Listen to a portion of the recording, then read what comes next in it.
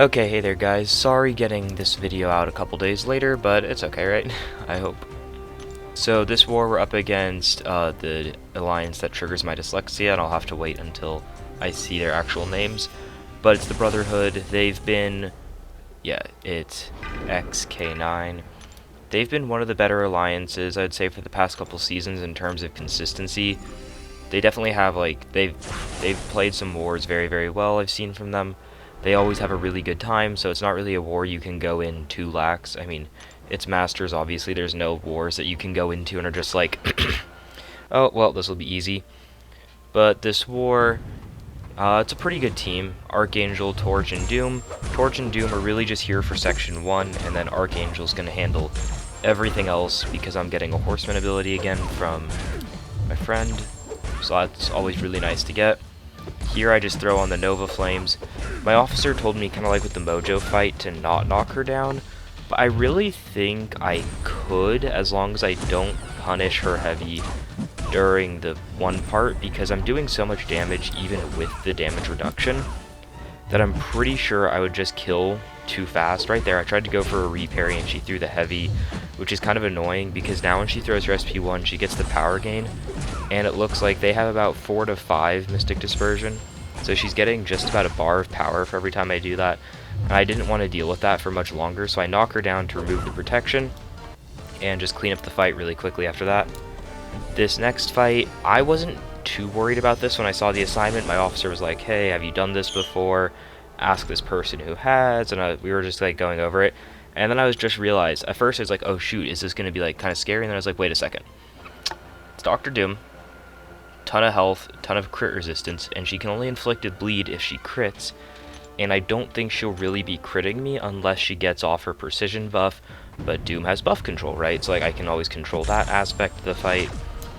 And right as I get off my first heavy, so I just need to like trigger her cleanse once to get off one easy heavy, I should be able to pretty much lock in the fight because she has such low health that with a power start 1, if I nail 1-2 intercepts, that I'll just pretty much knock her out. Like look, I don't even wait to push her up to an SP3, I get my Fury, I go for my SP3, I hit the perfect damage bonus, and so her health starts at actually exactly 70%, so it's nice to do the math here, right? So it goes from 70% down to 48. Over 20% in a single SP3. Because she has really low health, really low physical resistance and stuff. That's one of people's biggest complaints about her as a champion to use, is she's squishy. So I tried to take advantage of that. Right here, I wait for my Fury from the node to expire for her to get her protection so she wouldn't shrug the incinerates afterwards if she did live through the beams, which she didn't, so just mopping her up really quickly. And then here's where the Archangel Fest starts. So I get to take this fight again, but with one less safety net. The last time I took this fight, I had Horseman and an Odin pre-fight. This time, I'm only getting the Horseman, I'm not getting an Odin. And I don't really think that changes how this fight goes too much. I throw on an invul boost. I end up going through so many invulnerability boosts in this war. I probably didn't need to use some of them, but for this fight in particular, I really like it as a safety net because he has 2 ways of going unblockable in this fight with his own charges and with the charges from Bubble Shield. Especially if you have bad RNG, he could be unblockable quite a bit. Fortunately, I get some decent RNG. I didn't get the poison there and only got 1 bleed there, which is really unlucky. And then he just instantly throws his SP1, which gives me a fair few bubble charges. I give him 1 EMP charge, which will give me a shock, and I don't have the Odin, so that will do even more damage. Right here, I actually get it. I start the heavy as he's dying with the poison, but I don't trigger any neurotoxins, sadly. I'm not sure if that was RNG or if they've changed that about him. Right there, I actually just basically wasted the invulnerability boost because how he was throwing his specials. He just threw them so quickly. There wasn't really much I could do. Right here, I'm trying to I got an intercept off. I'm trying to get a couple reparries to trigger a poison, and I'm also trying to let him tick himself down slowly. This Fury is hitting so hard into my block because of Bubble Shield and his Fury, and right here he has 6 of the shock charges. So if he throws this special, If he didn't have those neurotoxins on and I got all 6 on me and the fight was still going, that would have been really bad. But fortunately, it didn't really happen.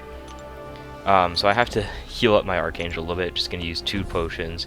It's only, 28,000 HP. So up here, it didn't really matter.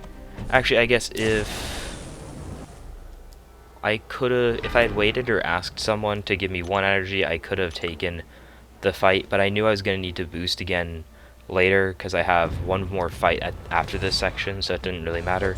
So for this Killmonger, I'm carrying the invulnerability boost in just in case he gets to his SP3. That first heavy, I get 5. Right there, I just completely whiff. So it's a good thing I have the indestructible boost, but the invul was in case he gets to SP3 from my debuffs, which right, he's getting a ton of power. So right now, I think I still have 1 charge left. But that could have been very, very problematic if he had gotten to an SP3 in this fight, but fortunately, he ends his power just right there. It's right below an SP3. He launches the SP2 for me, and he's just ticking down from the neurotoxins. I only lost 3% of my health, even with the reverberation and block damage. That fight went very, very smooth. This Dr. Octopus here is... I think even Doom could have done this fight. This fight honestly wasn't too bad. And again, the invul, I believe, carried over into this fight just because of how fast Archangel is as a champion.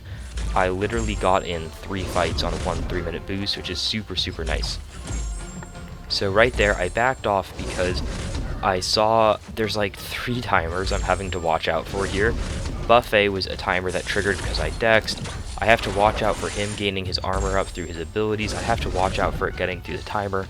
Right there, I had 3 neurotoxins, and they're at 25%, so he had a 25% chance to trigger that, and he triggered his armor up, got the unstoppable as well. So that's actually really only like a 12% chance for that to happen at best, right? Because it's a 25% chance on both. So it's really unlucky that that happened to me. So this is a little bit later in the day. I had to wait for some energy, wait for some people to be able to place a pre-fight for me on the next fight after this, which is a fight I've been taking a lot. This fight itself is actually really, really funny. I was kind of worried. I wasn't like too worried. I wasn't sure how much damage the deep wounds was going to do to me and how much like the bleeds were. I was like, oh shoot, the bleeds are doing like too much to me. And then I realized I was actually, when I had on some of the bleeds, I was actually kind of healing from them at certain points. Plus the fight just goes super fast, a minute in, and he's at 10% left with 3 neurotoxins, so the fight's over. And he dies. Minute in. It's about a minute fight. And as I said, a fight I've been taking a fair bit. Annihilus on left side of mini-boss. Either of these first 2 nodes over here, he's been just placed there so much. I'm getting pretty confident in this fight. The White Magneto bounce back bug, or whatever you want to call it, is still always so annoying to feel. Like, just how far back the parry pushes you, but I'm getting more comfortable just like trusting that Archangel's heavy connects, because I know it does.